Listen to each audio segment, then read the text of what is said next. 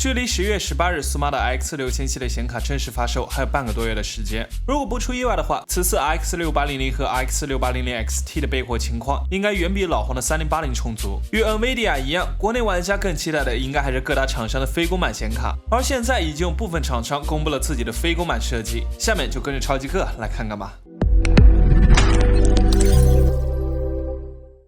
一提起 AMD 的非公版显卡，作为苏妈的头牌，蓝宝石当然是最兴奋的，而本次的 RX6000 系列也不例外。据悉，目前蓝宝石一共公布了2款 RX6000 系列，分别是 Radeon RX6800 XT 和 RX6800。在外观方面 ，RX6800 XT 是3插槽设计，而 RX6800 则是采用了更薄的双插槽解决方案。虽然在背板上没有太大差异，但它们的不同之处在于 RX6800 XT 配备了一个半透明的 Radeon 白色图标，应该能够支持 RGB 灯效，而 RX6800 则是采用了一个简单的红色 Radeon 图标。在接口方面，它们都配备了双8pin 供电接口，包含了2个 DP1.4 接口，一个 HDMI 2.1和一个 Type-C 接口，首发价格应该和公版显卡一致。说完蓝宝石，我们再来看看板卡大厂华硕的非公版设计。目前华硕在自己的官网上公布了3款非公版显卡的外观设计，它们分别是 LG Strix LC Radeon X6800 XT O16G、LG Strix Radeon X6800 O16G 和 TUF Radeon X6800 O16G。三者中最引人瞩目的就是定位旗舰级的 LG Strix LC Radeon X6800 XT O16G 了。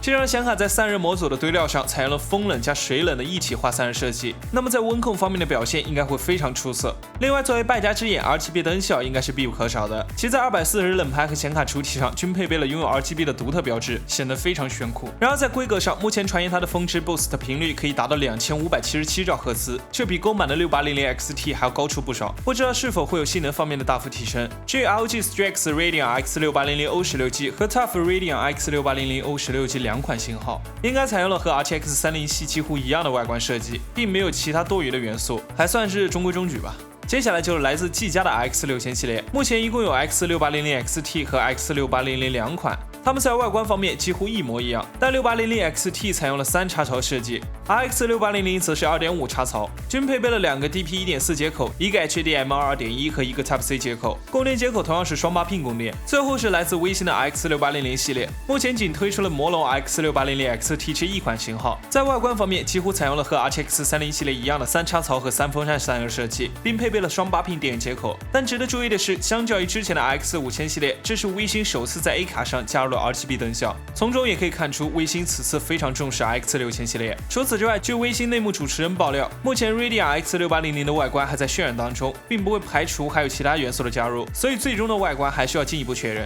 总的来说，由于本次 RX6800 系列的出色发挥，不得不让各大非公版厂商都重视起来。毕竟拥有出色性能和更低价格的产品才是玩家所追求的。另外，根据此前消息称，为了避免黄牛抢购 ，AMD 已经宣布将会引入限购措施，以保证玩家都能够买到。所以被老黄耍猴的你们，还不来考虑苏妈这里的 RX6000 系列啊？如果还想了解更多硬件相关的消息和科普知识，记得关注超级哥。我们下期再见。